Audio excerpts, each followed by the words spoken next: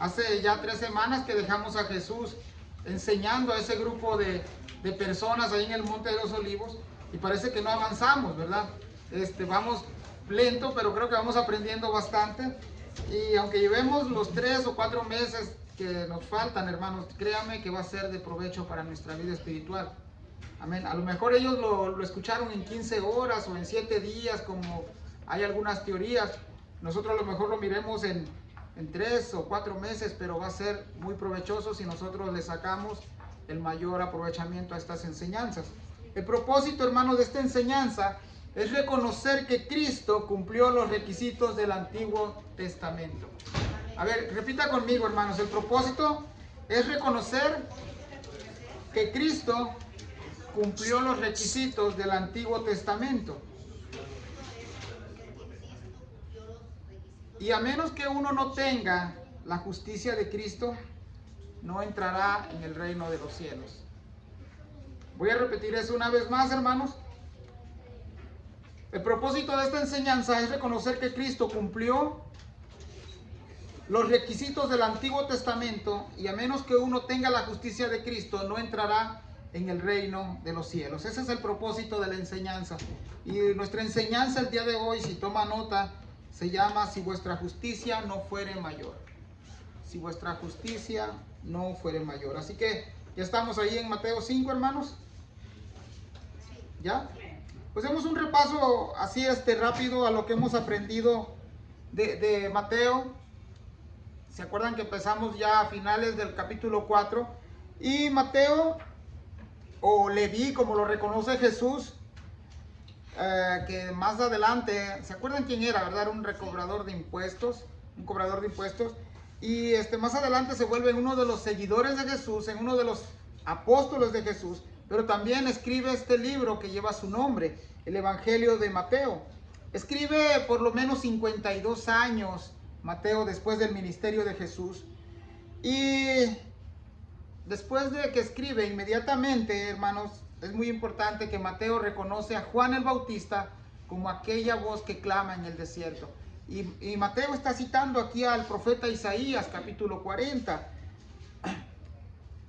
No solamente Mateo reconoce a Juan el Bautista como aquella voz que clama en el desierto, sino que también es una pequeña introducción de Mateo para que también nos presente y reconoce a Jesús, a nuestro Señor, como aquella voz que vendría a ser la voz de Dios, la voz autorizada de Dios.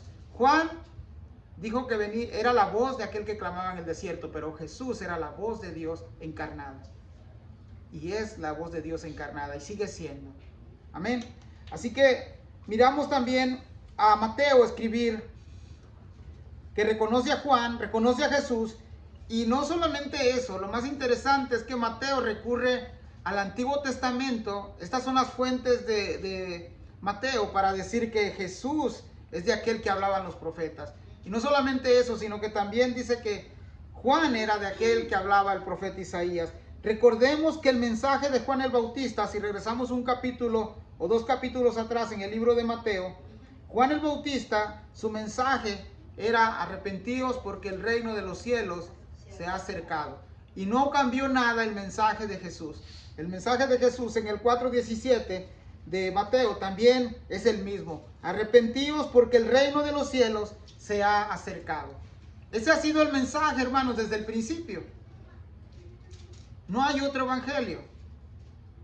Sí hay algunos consejos bíblicos, sí hay algunas cosas que podemos aprender que nos van a ayudar en nuestra vida espiritual, pero el mensaje ha sido el mismo, el mensaje no ha cambiado. Arrepentíos porque el reino de los cielos se ha acercado. A causa del reino de los cielos, hermanos, que se ha acercado, Dios nos amonesta al arrepentimiento. Podemos aprender de esto que el mensaje de Dios no ha cambiado nunca. Aún en nuestra actualidad el mensaje sigue siendo el mismo. Id por las naciones, dice Jesús, y predicad el evangelio. Seguirá siendo el mismo hasta que nuestro Señor Jesús vuelva en gloria, hermanos. Amén. También aprendimos que Jesús comenzó a reclutar a sus primeros discípulos que vendrían a ser los apóstoles, los enviados. Y vea, hermanos, qué clase de discípulos, ¿verdad? A mí me sorprende cuando uno lee un poquito de historia, porque en el tiempo de Jesús, los maestros eran los que caminaban, y el discípulo que iba a seguir a su maestro era el que decía, yo quiero seguir a fulano. El discípulo era el que tomaba la iniciativa de seguir a su maestro. Pero en el caso de Jesús fue distinto. En el caso de Jesús, él dice que iba pasando ahí por la orilla del mar y de repente ve a Andrés y ve a Simón. Y es ahí la frase de Jesús, ¿verdad? En el libro de Juan, que dice, no os elegisteis vosotros a mí, yo os elegí a ustedes, ¿verdad? Y antes, pues el estudiante o el discípulo se daba el lujo de decir, no, pues yo quiero estudiar con este maestro. Pero Jesús no, Jesús fue y agarró a los pescadores, aquellos que estaban, a lo mejor que la élite religiosa de aquel tiempo había menospreciado. Jesús va y escoge a Andrés, a Simón, a Jacobo y a Juan. Fueron los primeros seguidores de Jesús, ¿verdad? Y la Biblia nos dice, Mateo y algunos otros evangelios, que ellos eran de labor pescador, de oficio pescador. Y vemos el oficio de Mateo era ser recaudador de impuestos, ¿verdad? Que no eran muy bien vistos en ese tiempo. Eran peor que un traicionero. Entonces el equipo de Jesús pues no era un gran equipo, por así decirlo, que al final terminaron, hermanos, por ser los que sembrarían el evangelio a la iglesia. Amén. Entonces también vimos que Jesús, hermanos, comienza su ministerio y hace un recorrido por la ciudad de Galilea. ¿Sí lo leímos eso? ¿Sí se acuerdan? Y no era un recorrido de turista, ¿no? Como diciendo, voy a ver qué hay por Galilea, a ver cuáles son. Me imagino que el lago era una de las atracciones, ¿no? O no sé, que la gente a lo mejor recurría ahí. Pero Jesús va y tiene el propósito, hermanos, de ir enseñando. Lo vimos en el capítulo 4, versículo 23. Y se acuerdan que también vimos cuáles eran las 3 tareas de Jesús. Era enseñar, predicar y sanar, ¿verdad? Eso lo vimos ya en lecciones pasadas. Vimos también que inmediatamente Mateo en el verso 24 dice que la fama de Jesús se extiende por todas las regiones, por todo Siria. Y luego nos menciona una región de Decápolis, ¿verdad? Esta ciudad o esta región es conformada por 10 ciudades. Y no solamente eso, sino que dice que la gente acudía a él de Jerusalén y de Judea y del otro lado del Jordán. Eso, hermanos, para mí fue muy importante leer antes de que entremos en esta lección, porque cuando su fama se comienza a extender por toda la región, era con el afán de recibir sanidad. Muy pocos venían aquí con el afán de escuchar la palabra del Señor y de aprender del Señor. Y lo más hermoso de todo esto es de que el verso 24 del capítulo 4 dice que Jesús les sanó, ¿verdad? Él también miró que la necesidad, y eran etiquetas que iban a acompañar a Jesús, eran como aquella marca que iba a acompañar al Mesías. En algunas otras ocasiones el Señor le dijo a sus discípulos, Señor, allá afuera la gente está amontonada y quieren verte. Y el Señor le dijo, no, también allá es necesario que vaya y predique. No siempre el Señor se dedicó a la sanidad, pero sí siempre se dedicó a la enseñanza y a la predicación. Entonces, para mí fue importante eso, ¿verdad? Entonces también, hermanos, vimos de que en el capítulo 5, que ya tiene ratito que lo comenzamos, 2 o 3 semanas por lo menos, vimos distintivos o etiquetas o caracteres de los cristianos, de aquellos seguidores de Jesús, aquellos primeros seguidores de Jesús. Yo usé la palabra cristianos, pero dice la Biblia que más adelante se nos llama cristianos o se les llama cristianos aquellos seguidores de Jesús. Pero el Señor les dice discípulos o también le dice aquellos que oyeron a Jesús. Recordemos que Jesús está ahí con esa multitud. No solamente son judíos, sino que también aquí en esta multitud hay gentiles. Entonces vemos, hermanos, que esa multitud empieza a oír de Jesús las bienaventuranzas y empieza a dar las etiquetas o el carácter o las propiedades que debe de tener el seguidor de Jesús, el discípulo de Jesús. Como por ejemplo del versículo 3, capítulo 5 al 10, tenemos una serie de bienaventuranzas. Este mensaje lo compartió el hermano Mauricio, ¿verdad? Y creo que quedó muy bien explicado. Aquellos que eran pobres, aquellos que eran mansos, aquellos que iban a ser perseguidos por causa del evangelio, aquellos que son misericordiosos, Jesús les llama bienaventurados. Lo interesante es que en el capítulo 3, hermanos, en el versículo 3, perdón, dice, porque de ellos es el reino de los cielos. Y luego en el verso 10 dice que también, porque de ellos es el reino de los cielos, como abriendo un paréntesis de ambas, de todo lo que incluía las bienaventuranzas, dejando el versículo 11 en un concepto diferente de las bienaventuranzas, porque el versículo 11 también nos llama a ser bienaventurados, pero a todos aquellos que viven bajo la actitud de ser discípulos de Jesús. Entonces entramos al versículo 11 también, hermanos, y viene una bienaventuranza especial ahí. Una bienaventuranza dice, porque cuando seáis vituperados por la causa de Cristo y perseguidos. También tiene ya rato que comenzamos por ahí, y para mí era importante ponerlo esto en contexto, porque a partir de ahí nuestro mensaje va a tener un poco más de sentido. Entonces en el versículo 11 vemos que son bienaventurados cuando por la causa de Jesús los vituperen y os persigan y digan toda clase de mal contra vosotros mintiendo, dice el verso 11. Entonces esto también lo vimos, ¿verdad? De que ahí la palabra perseguir significa expulsar, y la palabra también vituperar significa insultar, ¿verdad? Entonces estas personas que viven ya bajo un nuevo reino, que es el reino del que predica Juan el Bautista y Jesús, viven bajo estas normas, ¿verdad? De conducta, como por ejemplo leíamos en el versículo 3 al 10, los mansos, los humildes, aquellos que son misericordiosos, aquellos que son limpios de corazón. La gente, hermanos, cuando el discípulo o el seguidor de Jesús vive de esta manera, la gente los vitupera, los critican y los persiguen. Pero hay una promesa que cuando nosotros somos vituperados o somos perseguidos por causa de Cristo, ahí la causa es Cristo, ¿verdad? Pueden criticarnos y insultarnos por cosas que sí son ciertas y nos las ganamos a pulso, pero cuando somos insultados por causa de Cristo, hay promesas. Dice el versículo 12, gozaos y alegraos porque vuestro galardón es grande. Entonces, alguno puede decir, Señor, pero me critican por tu nombre, Señor, pero me persiguen por tu nombre, Señor, pero mira, me hacen daño por tu nombre. Y el Señor dice, este es un mandato, hermanos, versículo 12, gozaos y alegraos.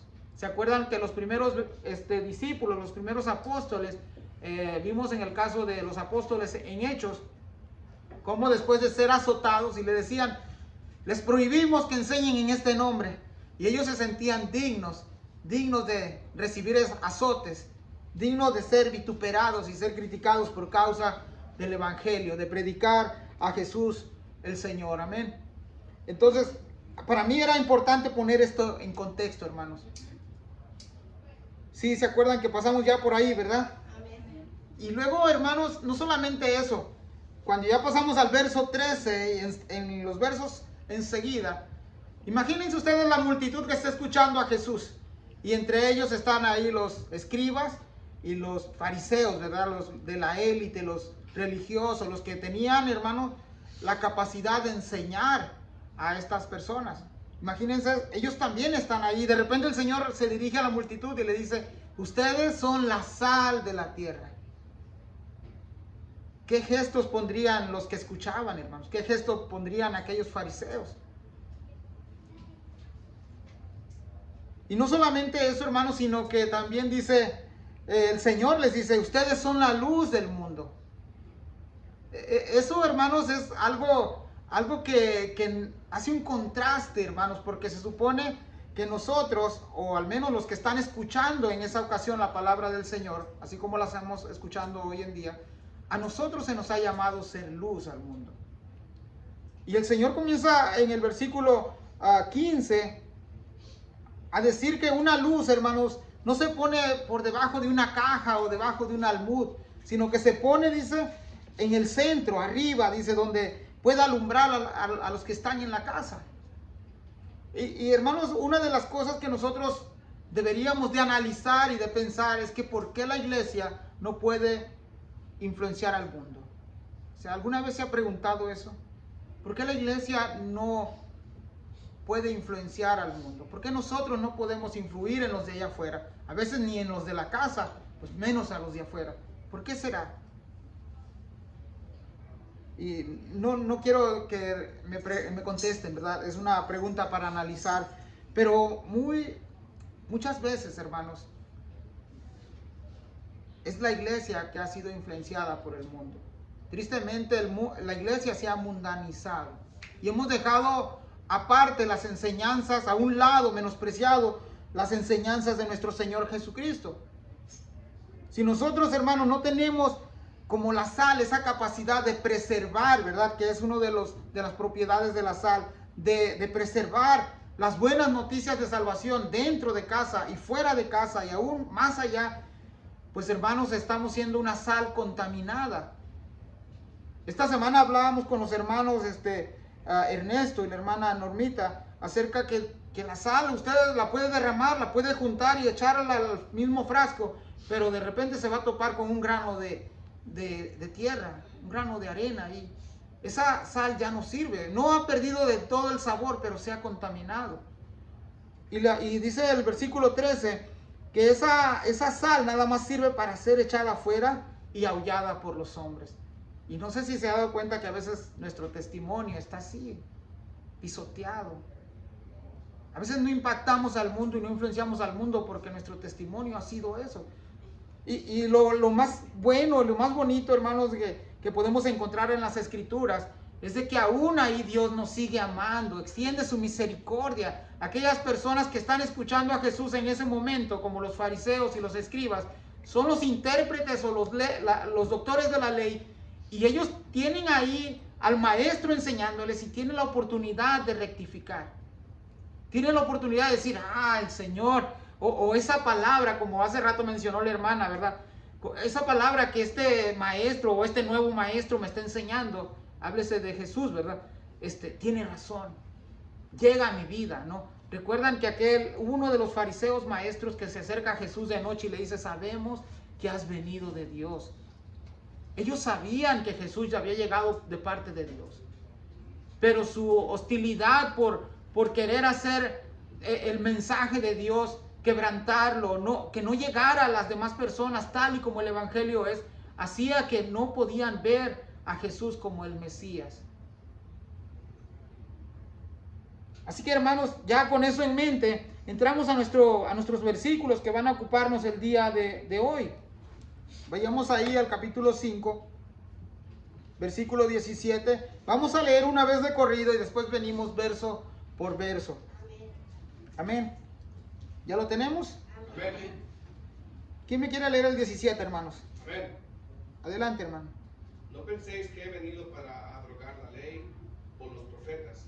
No he venido para abrogar, sino para cumplir. ¿El 18? Porque de cierto os digo que hasta que pasen el cielo y la tierra, ni una jota ni una tilde pasará de la ley, hasta que todo se haya cumplido. 19, hermano. De manera que cualquiera que quebrante uno de estos mandamientos muy pequeños y así enseñe a los hombres, muy pequeño será llamado en el reino de los cielos, mas cualquiera que los haga y los enseñe, este será llamado grande en el reino de los cielos. Y el 20, por favor, hermano. Porque os digo que si vuestra justicia no fuere mayor que la de los escribas y fariseos, no entraréis en el reino de los cielos. Amén. Oramos, hermanos, y entramos a nuestra lección. Amén. Amén.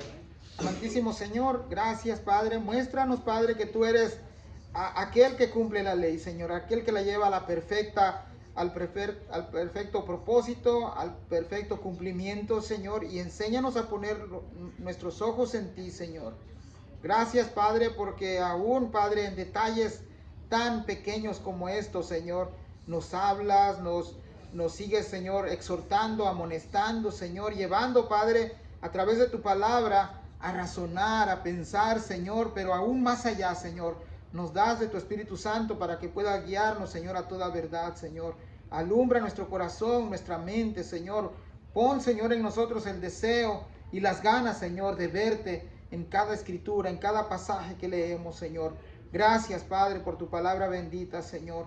Gracias, Padre, en el nombre de Cristo Jesús. Amén y amén.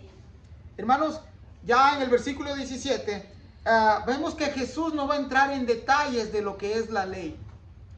No hay ninguna referencia en estos versículos que acabamos de leer donde Jesús diga, se tienen, como más enseguida lo va a hacer del versículo 21 en adelante, cuando el Señor comienza a hablar temas específicos. Vamos a mirar temas como la ira, el divorcio, el casamiento, el adulterio, los falsos juramentos. No va a entrar en ese detalle ahora el Señor. Lo vamos a estar mirando ya en próximas lecciones. Pero ahora, hermanos, lo que el Señor nos va a decir, ¿cuál es la relación de Cristo Jesús? ¿Cuál es la relación de Cristo Jesús con la ley y los profetas? Para que Él pudiera enseñar acerca de esto, hermanos, Él tenía que ponerse por encima de estas cosas y señalarle a las personas, a las que están escuchando, que Él era de quien hablaba las Escrituras. Entonces, esa autoridad, hermanos, hizo que Jesús fuera, a lo largo de su ministerio, que no fueron muchos, fueran odiado, perseguido, muchas veces fuera acorralado por preguntas que querían desacreditar la verdad de Jesús. Pero vemos que Jesús ahora nos va a enseñar cuál es la relación de Cristo y la ley. Él se puso por encima aún de la ley. La primera parte que Jesús usará como introducción a la ley es que Jesús, toda la Escritura, hermanos, desde Moisés, que son desde Pentateuco, los profetas y los salmos, toda la Escritura nos va a presentar a Jesús. Entonces Jesús, es muy importante que la gente tenga esto en mente, que Él es superior a estas cosas, que Él es el cumplimiento de estas cosas. Entonces, así como la sal, hermanos, tenía la capacidad de preservar los alimentos, todos sabemos eso, así también la interpretación que Jesús va a dar acerca de la relación de la ley con Él, tiene la intención, hermanos, de preservar la verdad de la Biblia, la verdad de las Escrituras, el alcance de la ley. Los religiosos de la época de Jesús habían interpretado de una manera limitada la ley de Dios. Pero Jesús viene, aparece y Jesús le da el verdadero alcance a la ley. Y no solamente le da el verdadero alcance porque Él es el maestro. No solamente le da el alcance o el verdadero propósito de la ley porque Él es un gran hombre. No, hermanos, Él le da el alcance porque Él, como hemos aprendido en Filipenses, Él es Dios. Porque Él era quien dictó esas leyes allá en el Antiguo Testamento. Él era el creador de todas las cosas. Él fue el que formó las leyes y se las entregó al pueblo para que el pueblo pudiera vivir de una manera santa y agradable. Él es el autor de todas las cosas, hermanos. Jesús, hermanos, comienza con el primer mandato. Y el primer mandato que encontramos en el versículo 17 es: no penséis. No penséis, dice el Señor Jesús. A lo mejor muchos pudieran estar ahí escuchando a Jesús y no mirar no penséis como una sugerencia. Pero este es un mandato, hermanos. Este es un mandato para nosotros también hoy en día. No pensemos que Jesús ha venido para abrogar la ley. En el tiempo del ministerio de Jesús, hermanos, vayamos ahí a Marcos 1:27. No sé si alguien me lo puede leer, si lo encuentra, y si lo encuentro, pues le gano. Marcos 1:27. Amén, hermano. Todos se asombraron de tal manera que discutían entre sí diciendo: ¿qué es esto? ¿Qué nueva doctrina es esta que con autoridad manda aún a los espíritus inmundos y le obedecen? Gracias, hermano. Entonces, para estas personas del tiempo de Jesús, creían que esta doctrina nueva de Jesús era algo nuevo. Era algo que venía a ovacionar o a dejar la ley a un lado. Y Jesús le dice: no penséis que he venido para abrogar la ley. Y la ley ahí, hermanos, estamos hablando de los primeros 5 libros de la Biblia, como es Génesis, Éxodo, Levíticos, Números y Deuteronomio. Y no solamente eso, no he venido a abrogar la ley y tampoco he venido a abrogar a los profetas. Hablando ahí de los profetas, ¿verdad? Como Isaías, Jeremías. El Señor, hermanos, no viene a a derribar la ley o a quebrantar la ley. Esta palabra, hermanos, de quebrantar también se puede traducir como aflojar. En el griego, hermanos, katalúo es esta palabra, y esta palabra tiene la idea de romper, o tiene la idea de destruir, o de anular algo. Y el Señor dice ahí, no he venido a romperla, no he venido a quebrantarla, mucho menos he venido a aflojarla. Vayamos a Juan, hermanos. Juan 6, 60, 61. Juan 6, 60, 61. ¿Juan qué, hermano? 6, 60, 61. Dice así: al oírlas, muchos de sus discípulos dijeron, dura es esta palabra, ¿quién la puede oír? Sabiendo Jesús en sí mismo que sus discípulos murmuraban de eso, les dijo, ¿esto os ofende? Regresando ahí a Mateo 5, hermanos, al versículo 17, aquellas enseñanzas de Jesús por lo menos estaban haciendo eco, estaban haciendo ya estragos en la mente o en el corazón de los fariseos y de algunos discípulos. Aún los discípulos decían, cuán dura es esta palabra. Y el Señor le dice, esto les ofende. ¿Qué tal si vieran al Hijo del Hombre descender del cielo? Dice. Y una de las cosas que nosotros, al igual que en el tiempo de Jesús, podemos ver en la ley, hermanos, que muchas veces nosotros lo sentimos como que si la ley fuera un chaleco de fuerzas. Como que si la ley fuera algo que nos deja restringidos a gozar de nuestros deleites que el Señor ha puesto para nosotros. Algo que molesta a veces de la ley para nosotros es de que nosotros pensamos que el Señor no quiere, que el Señor es un matagozo para nosotros. Es que el Señor no quiere que yo me deleite. Es que el Señor no quiere que haga esto. Y es todo lo contrario. El Señor ha puesto deleites en nosotros, pero Él también ha estipulado la forma en que debemos de deleitar esos placeres que Dios ha puesto en nosotros. Si hay una cosa, hermanos, que nosotros debemos de aprender, es que Satanás no es el creador de ningún deleite que existe. Es el Señor el creador de cada placer y de cada deleite, pero el diablo sí puede corromperlos y diluirlos y adulterarlos. Pero en la gracia de Dios, hermanos, nos ha dejado su palabra para que nosotros podamos andar en ellas y gozar de esos placeres legales que el Señor ha dejado, pero bajo sus normas. Entonces, la primera cosa que el Señor deja claro ahí, no penséis, dice, que he venido para abrogar la ley o los profetas. No he venido a eso. Y mira el énfasis que da en el versículo 17. Otra vez, no he venido para abrogar. Si ellos tenían la idea, oye, mira, este nuevo maestro, pues como que las cosas van más fácil con este maestro que con aquellos de allá.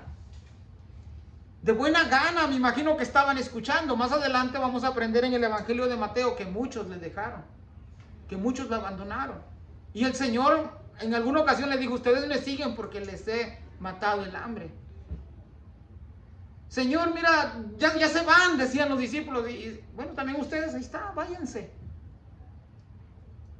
El Señor aquí va a dar por sentado, hermanos, que Él no solamente viene a enseñarnos la ley, porque es lo que hacían los fariseos, le enseñaban, pero no la hacían, no la vivían. Y el Señor dice, no he venido a abrogar, sino para cumplir. Juan el Bautista, hermanos, reconoció a Jesús como aquel poderoso que venía tras de él, pero ese poder que Jesús tiene en su ministerio en esta ocasión no era para quebrantar la ley, más bien era para cumplir la ley. Entonces vemos que cómo el Señor empieza a penetrar esos corazones de aquellos seguidores. Se da cuenta que primero los sana, el Señor les sirve, les enseña, les predica y les comienza a dar una serie de bienaventuranzas.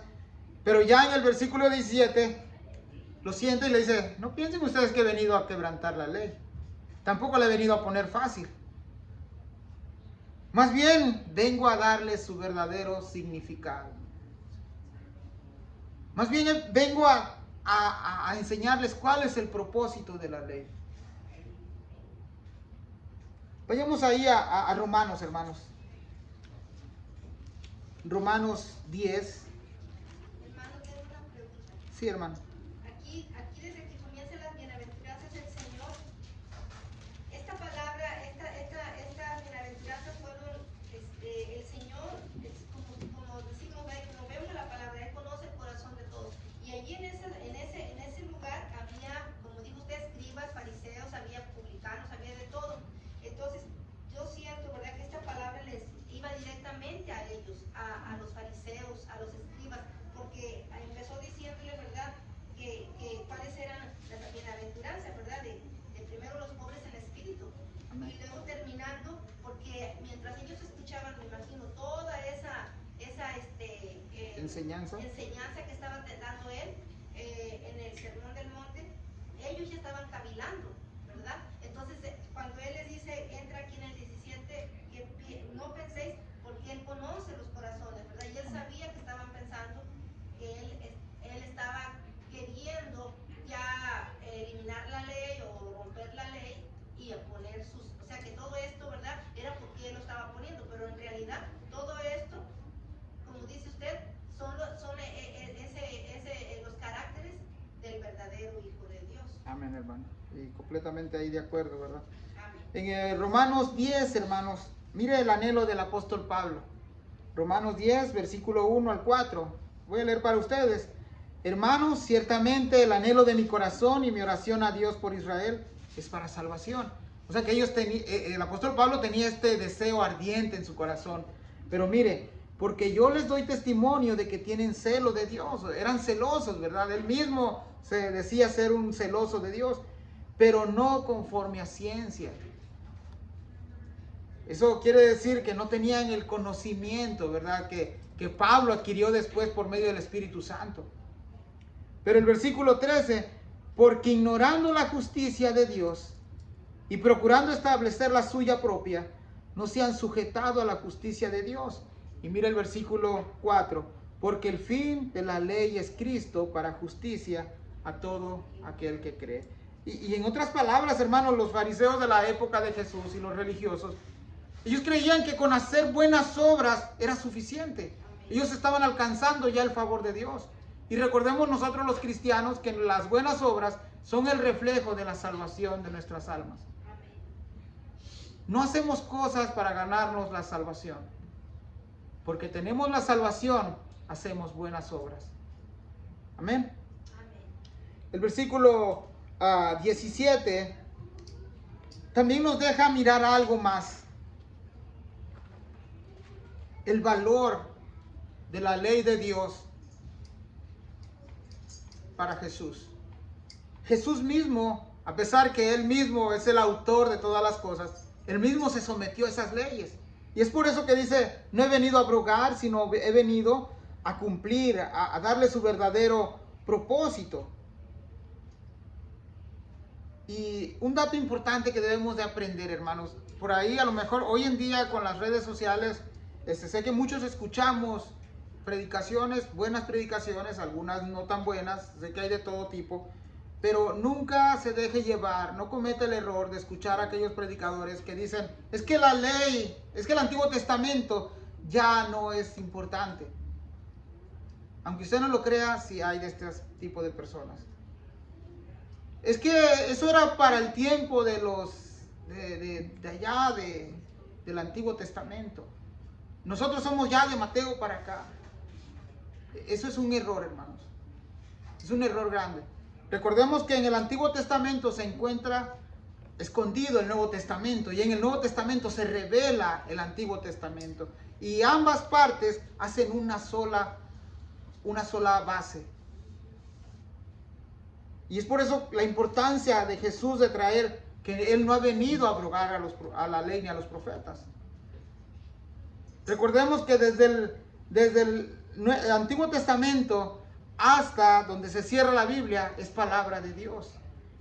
Y hoy vamos a estar aprendiendo 3 cosas de la ley, así que no voy a entrar todavía ahí, pero enseguidita entraremos ahí. Mire, vaya conmigo a Lucas 24, 26 y 27.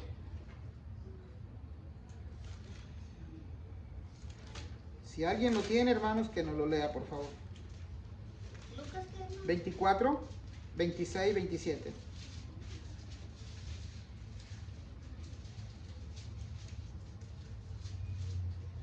Amén, hermano. Amén, hermano. No era necesario que el Cristo padeciera estas cosas y que entrara en su gloria. Y comenzando desde Moisés y siguiendo por todos los profetas, les declaraba en todas las escrituras lo que de él decían. Si recuerdan este episodio de Jesús, van dos caminos de Maús y de repente pues van hablando ahí de lo que acaba de acontecer. Oye, es que mataron a ese que se decía el Cristo. Pues ya no hay esperanza. De repente se le pega uno a la par ahí y les dice, entonces él les dijo, oh insensatos y tardos de corazón para creer todo lo que los profetas han dicho. Y mire que dice ahí, ¿no era necesario que el Cristo padeciera estas cosas y que entrara en su gloria? Es una pregunta retórica, ¿verdad? Pero enseguida los confronta y dice, y comenzando desde Moisés. ¿Saben? La palabra Moisés ahí se refiere al Pentateuco, ¿verdad? A todo el Antiguo Testamento. Y siguiendo por los profetas, Jeremías, Ezequiel, Isaías, les declaraba en todas las escrituras lo que de él decía. Así que, hermanos, no se desconecte del Antiguo Testamento. Sigue en vigencia. Y seguirá en vigencia hasta el verso 18. Ahorita vamos a ver hasta cuándo dejará de estar en vigencia. El contraste, hermanos, que miramos en el primer versículo es que Jesús no vino a destruir, pero sí vino a cumplir. Ese es un contraste que es bien visto ahí. Versículo 18. Porque de cierto os digo que hasta que pasen el cielo y la tierra, ni una jota ni una tilde pasará de la ley hasta que todo eso se haya cumplido. Entonces, sí saben hasta cuándo terminará la ley, ¿verdad? Hasta que pase el cielo y la tierra. Es decir, hasta el fin del mundo. Hasta que el mundo que hoy conocemos y la tierra que hoy conocemos dejen de existir. Mientras tanto, la ley y los profetas seguirán vigentes. La ley. Dice, porque de cierto os digo que hasta que pasen el cielo y la tierra, ninguna jota, ninguna tilde pasará de la ley. Ahora esa palabra, porque de cierto os digo, es bien importante. Recuérdense que Jesús es el nuevo maestro, el que está ahí, el maestro que está llamando la atención de multitudes. Y el Señor les dice, ¿saben qué? Lo que les voy a decir a continuación es fidedigno, es verdadero. Esa palabra, porque de cierto os digo, es como decir, crean lo que les estoy diciendo. ¿Se acuerdan que en una parte de la Biblia Jesús le dice, creo que es Juan 14:1, que les dice el Señor, ¿creéis en Dios? Creed también en mí. El Señor les dice, ¿saben qué? Créanme lo que les estoy diciendo, que hasta que pase el cielo y la tierra, ni una jota, ni una tilde pasará de la ley. ¿Qué significa eso? Todos, o a lo mejor, no sé si todos saben, pero en el alfabeto griego la letra J es la más pequeña del alfabeto. Y el Señor dice, no va a pasar ningún detalle de la ley que no se ha cumplido. La tilde, hermanos, la tilde es un signo, un símbolo, al igual que nosotros ponemos un puntito arriba de la I o de la J.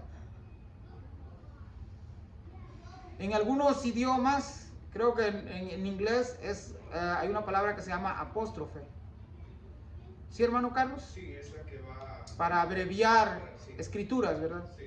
Entonces, aún esos signos que nosotros a veces creemos que no son importantes o no son el más mínimo detalle, dice Jesús, no pasará sin que se haya cumplido.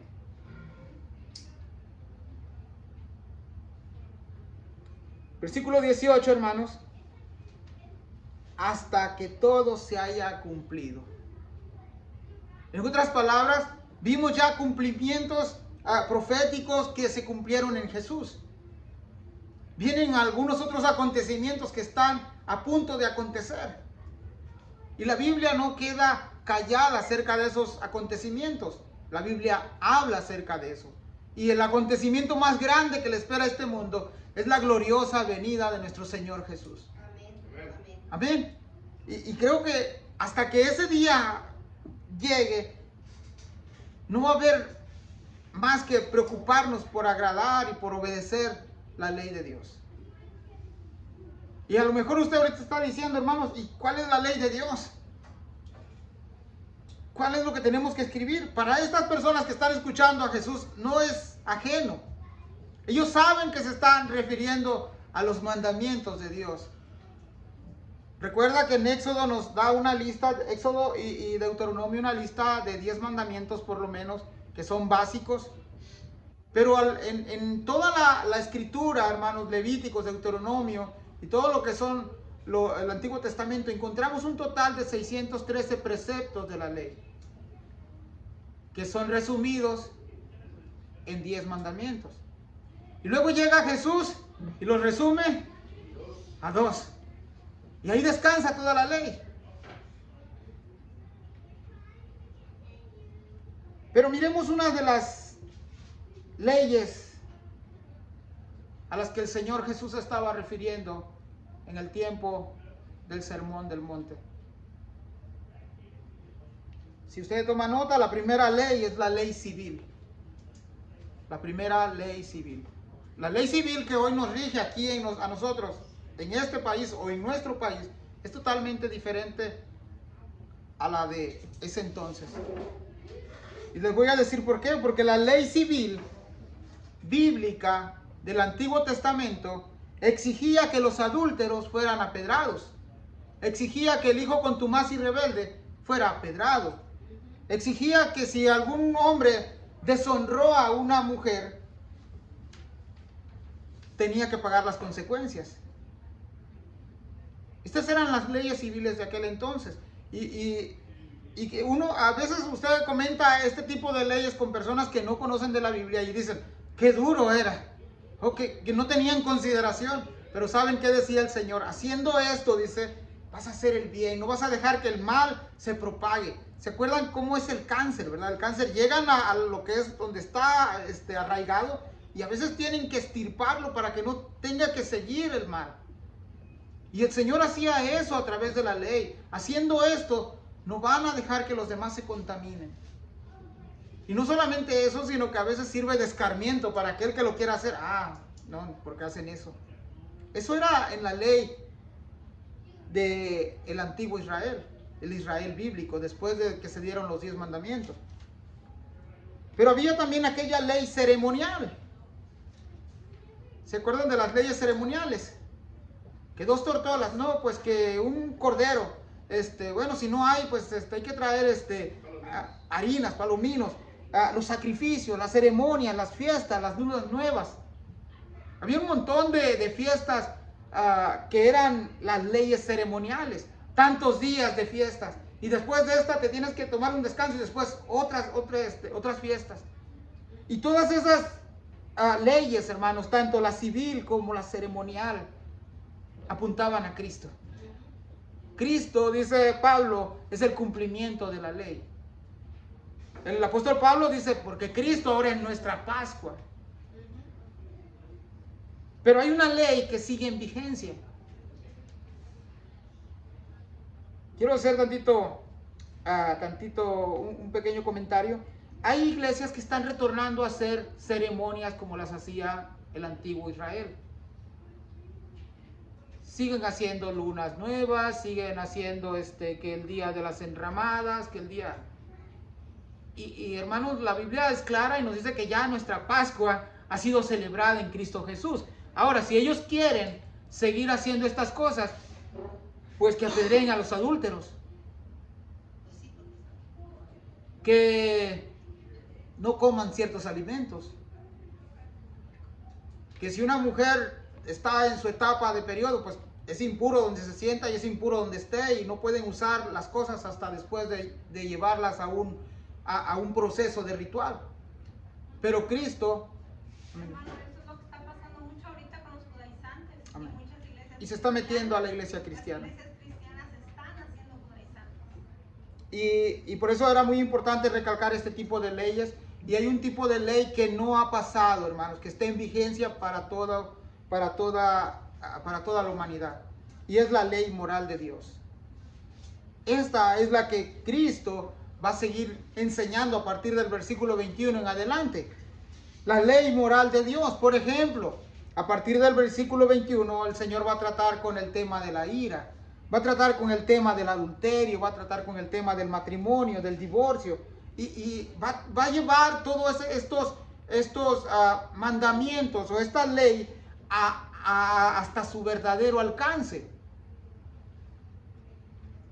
Decía el Señor Jesús, decía, bueno, oíste que fue dicho, no cometerás adulterio, mas yo os digo, dice que aquel que mire a una mujer ya deseándola, pues ya adulteró. Lo llevó hasta un extremo donde aquellos no podían mirar más allá. Y miramos a Jesús, hermanos, dándole el verdadero alcance y el verdadero significado a las cosas. No vamos a entrar del 21 en adelante, nos tocó nada más los primeros del 17 al 20, que es la introducción a la ley de Dios y la conexión o la relación que hay entre Cristo y la ley. Y vemos, hermanos, las tres leyes que les mencioné, la ley civil, la ley ceremonial y la ley moral, que dos de ellas por lo menos ya acontecieron, ya no aplican para nosotros. Pero hay una ley que está en vigencia y seguirá en vigencia mientras estemos vivos y mientras Cristo no venga en gloria nuevamente. Vayamos a Romanos, hermanos, Romanos 3:20 al 24.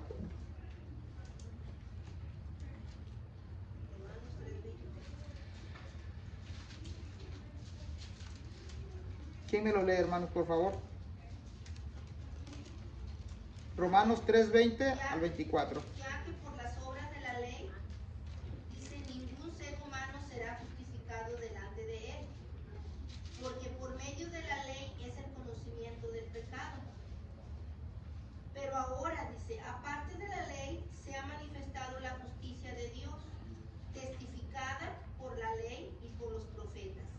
La justicia de Dios por medio de la fe en Jesucristo, para que todos los que creen en Él, porque no hay diferencia, por cuanto todos pecaron y están destituidos de la gloria de Dios, siendo justificados gratuitamente por su gracia, mediante la redención que es en Cristo Jesús. Gracias, hermana. Entonces, el versículo 20 nos dice el apóstol Pablo que nadie es justificado por hacer las obras de la ley. Nadie se justifica por hacer eso, porque los fariseos y los religiosos les decían, es que haciendo todas estas cosas, pues yo me gano el favor de Dios. El problema que se topan es que, dice el versículo 23, por cuanto todos pecaron.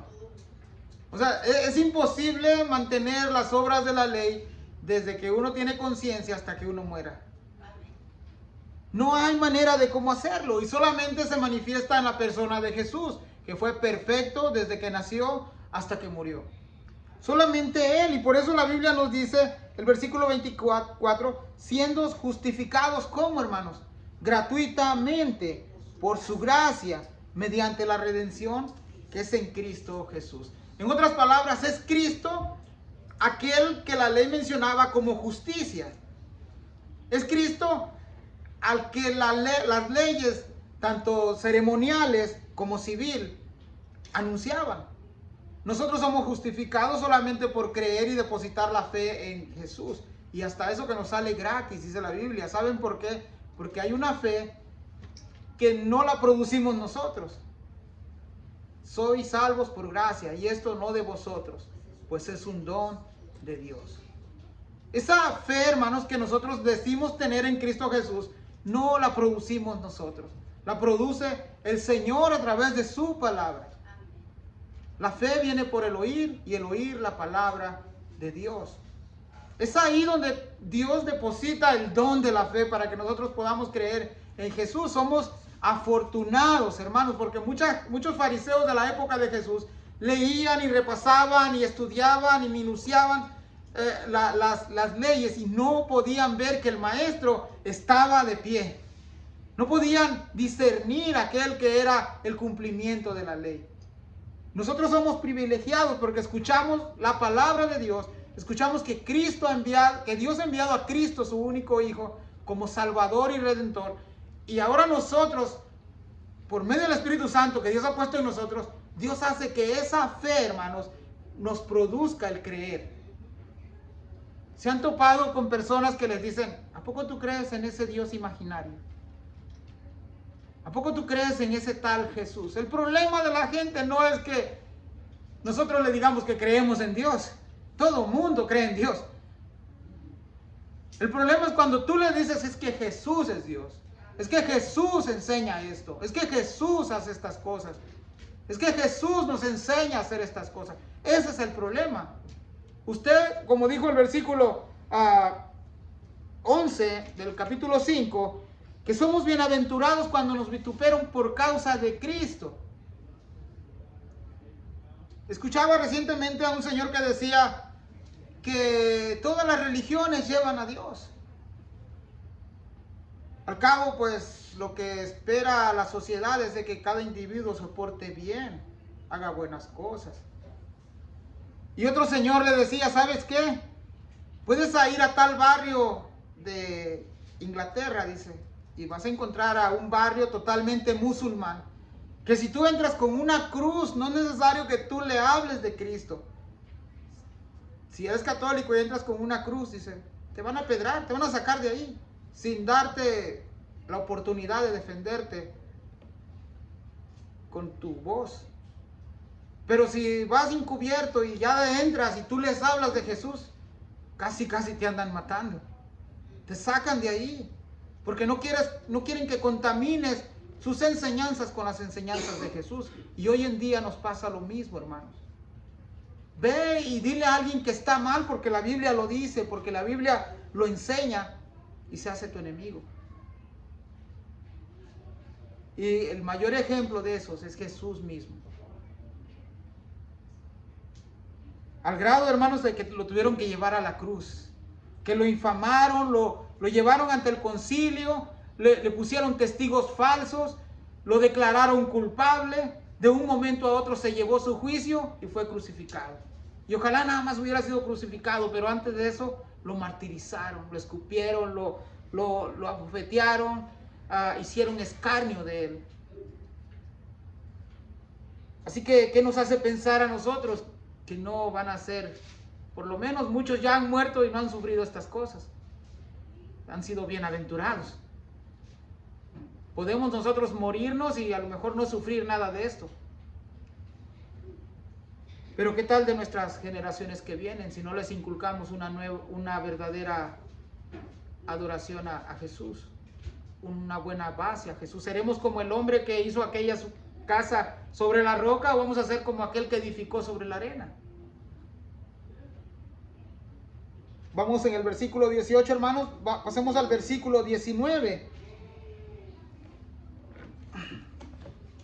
Dice el verso 19, de manera que cualquiera que quebrante uno de los mandamientos, muy pequeño, y así enseña a los hombres, muy pequeño será llamado en el reino de los cielos.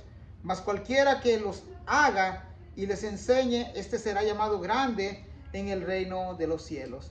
Entonces, hermanos, de la manera que vemos la ley, tendrá un efecto en la eternidad. Y mire que no habla de perder la salvación aquí. Pero sí tiene relaciones de causa y efecto. Jesús dice que hay personas, dice ahí cualquiera, el verso 19, de manera que cualquiera, ese cualquiera se refiere a una persona singular, a alguien que está enseñando. Dice cualquiera que quebrante los mandamientos, plural. El Señor Jesús, hermanos, hizo distinción entre los mandamientos y dos mandamientos. Ya los vimos, ¿verdad? Pero el Señor Jesús dice que hay unos mandamientos, no que sean de menor importancia, pero sí hay algunos mandamientos, hermanos, que a lo mejor muchos miramos como menos importantes. Y el Señor dice en el versículo 19, que a cualquiera que quebrante uno de estos mandamientos muy pequeños y así los enseñe, a los hombres, mire cuál será el efecto. Dice, muy pequeño será llamado en el reino de los cielos. Así que no hay ningún indicio que pierde su salvación, pero sí da un indicio que hay posiciones mayores y menores en el reino de los cielos.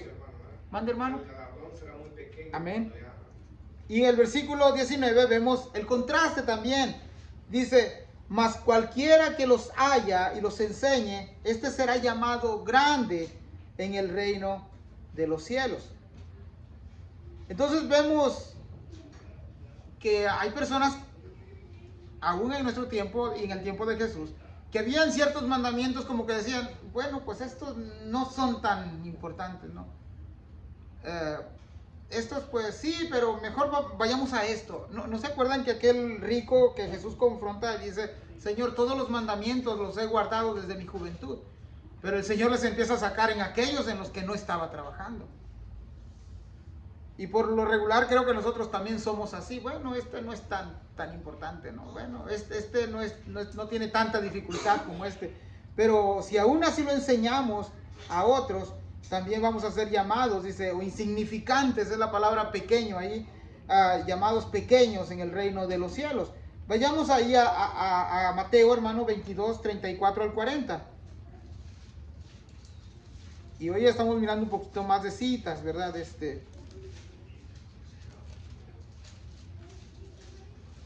22 del 34 al 40. Leo para ustedes, hermanos. Y dice, entonces los fariseos, oyendo que había hecho callar a los saduceos, se juntaron a una. Y uno de ellos, intérprete de la ley, preguntó por tentarle diciendo, Maestro, ¿cuál es el gran mandamiento en la ley? Y Jesús le dijo, amarás al Señor tu Dios con todo tu corazón y con toda tu mente y con toda tu alma y con toda tu mente.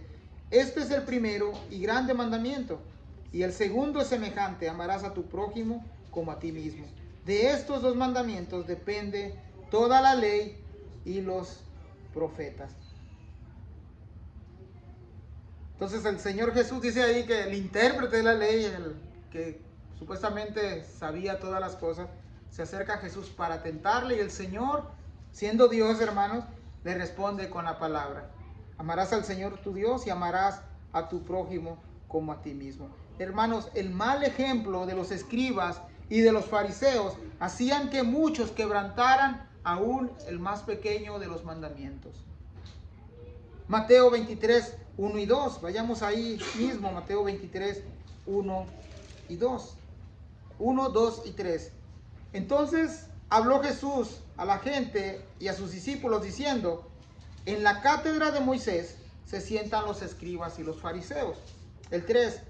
Así que todo lo que os digan que guardéis, guardadlo y hacedlo. Mas no hagáis conforme a sus obras, porque dicen y no hacen. ¿Qué decíamos el miércoles, hermana? Sí decía algo así, habían algo. ¿Cómo está eso que me dijo? A ver. Es que uno se enseña viendo. Uno se enseña viendo, no oyendo. Amén.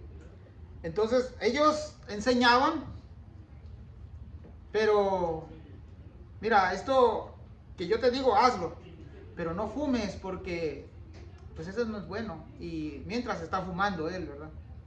Pero mira, no hagas adulterio porque es malo, pero él está adulterando. Pero ¿sabes qué? No primas al necesitado ni al menesteroso, pero él lo estaba haciendo. Entonces el Señor dice, todo lo que les enseñen, háganlo, escúchenlo y háganlo. Pero no hagan de acuerdo a sus obras. No los imiten de acuerdo a sus obras. Creo que nosotros a veces somos culpables de estas cosas. Por un lado enseñamos y decimos, el cristiano debe de ser así, así, así. Pero nuestros hechos demuestran lo contrario. Y yo, hermano, siempre que soy confrontado con la palabra del Señor, yo le doy gracias a Dios. Porque hay áreas en mi vida, hermanos, donde uno necesita ser confrontado con Dios. Y tienes dos opciones, o enojarte con Dios o aplicarte. Darle gracias a Dios. Yo no sé qué hubiera hecho si hubiera estado en el lugar de Natán. aquel profeta que confrontó a David. Me imagino que Natán ha de haber dicho, en una de esas que agarro a David de malas y me quita la cabeza. Pero fue más obediente a la voz de Dios. Va y lo confronta y la Biblia nos dice que David, al momento de ser confrontado, se derramó, se desparramó. La palabra de Dios lo confrontó y David entendió, David se aplicó a sí mismo y fue y empieza a escribir mientras callé, dice, mis huesos envejecieron, fueron mis lágrimas de día y de noche. Y empezó David como a desgarrarse delante del Señor, porque sabía que había quebrantado la ley y los mandatos de Dios, sabía que había ofendido a Dios. Y saben que a veces nosotros deberíamos de hacer lo mismo. Deberíamos ir a decirle, Señor, me está pasando esto porque yo me lo busqué. Señor, te fallo cada día. Pero a veces nuestro orgullo no nos deja ver esas cosas y somos como los fariseos. Se enojaban cuando eran confrontados por Jesús.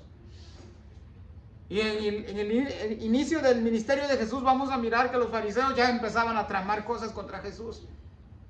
A Juan el Bautista, hermanos, hasta se lo llevaron a la cárcel. Empezaban a tramar cosas contra Jesús porque Jesús comenzó a enseñar con autoridad. Y no solamente enseñaba, sino que él vivía lo que enseñaba. Miremos qué dice el apóstol Pedro. Vayamos a 2 de Pedro 2:21. 2 de Pedro, hermanos. 2:21 y 22.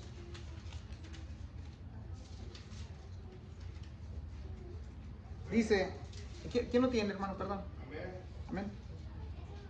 Porque mejor les hubiera sido no haber conocido el camino de la justicia, que después de haberlo conocido, volverse atrás del santo mandamiento que les fue dado. Pero les ha acontecido lo del verdadero proverbio: el perro vuelve su vómito y la puerca lavada a revolcarse en el cielo. Gracias, hermano, y qué fuerte el apóstol Pedro. Ahí dice, porque mejor les hubiera sido no haber conocido el camino de la justicia. ¿Saben qué? Era mejor no haber escuchado de esto. Dice el apóstol Pedro que después de haberlo conocido, volverse atrás del santo mandamiento que les fue dado. Y el proverbio que utiliza aquí el apóstol Pedro es fuerte, hermano. Dice, porque les ha acontecido lo del verdadero proverbio: el perro vuelve a su vómito y la puerca lavada a revolcarse en el cielo. ¿Saben qué? Su naturaleza pecaminosa es la que a ustedes les lleva a vivir de esa manera. ¿Saben qué? Nunca fueron cristianos. Realmente ustedes siempre vivieron allá. Solamente se estaban engañando. Es duro, hermanos. Es duro escuchar estas cosas. Pero hace rato la hermana leía también, ¿a quién iremos si solamente tú tienes palabra de vida? Te vas y abandonas a Jesús y le das la espalda. Allá afuera, hermanos, no te va a ir bien. Apartados de mí, nada sois.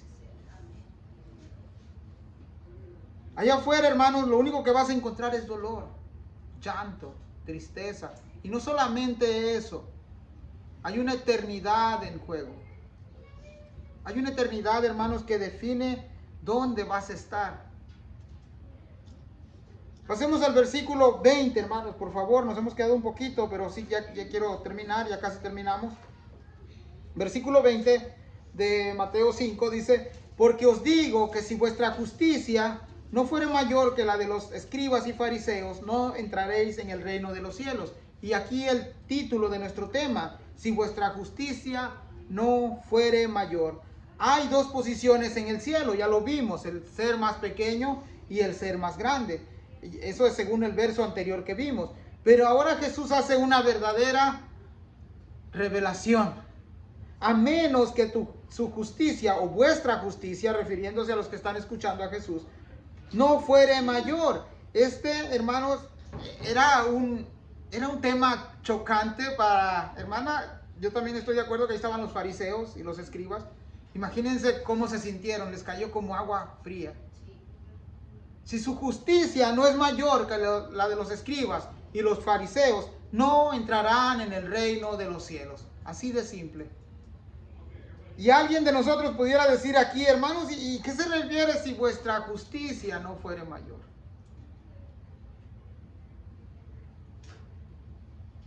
Vayamos a Deuteronomio, hermanos, por favor.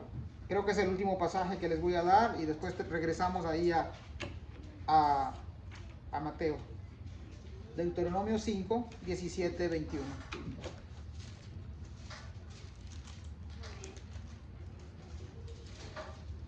Deuteronomio 5, 17, 21.